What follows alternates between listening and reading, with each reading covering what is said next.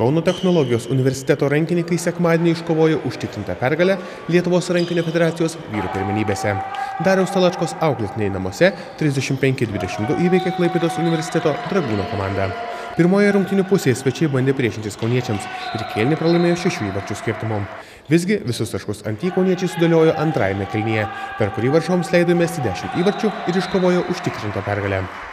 Aišku, rezultatas neatspindi to žaidimo, viso ir žaidimo eigos. Vyrai buvo labai susikaupę prisimindami prieš 2 metus vykusį pusfinalį, kada paskutinių sekundžių dėka patekom į finalą. Manau, vyrai viską tą svarbą šito rungtynių žinojo. Ir už tai išėjom susikaupę. Pirmas kėlinys buvo sunkus, bet pavyko, sakykime, tai mobilizuoti komandą ir sustiguoti gynybą. Pavyko ir to pasiekoje mes ir užpuolėm. Kaip visada, viskas prasideda pas mus nuo gynybos. Jeigu mes susiginsime, mes užkursime tikrai. Šios dienos rungtynės buvo, sakykime, iš šono gal neatrodė labai įnirtingos.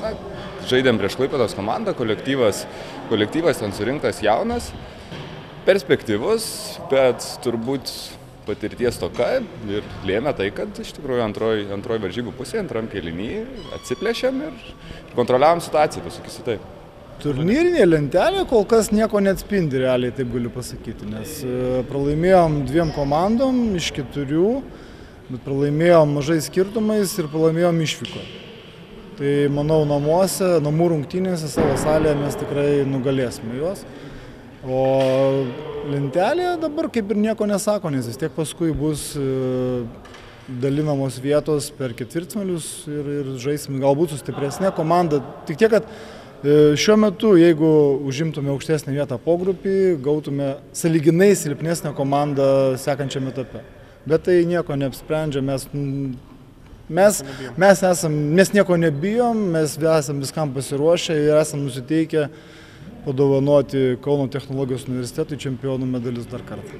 KTU komandoje pasižymėjo Kęstutis Juodelė, pelnė 7 įvarčius, Vilius Daunoravičius pridėjo 6. Klaipėdos komandoje išsiskyrė Laurynas Jovaišas, pelnęs 8 įvarčius.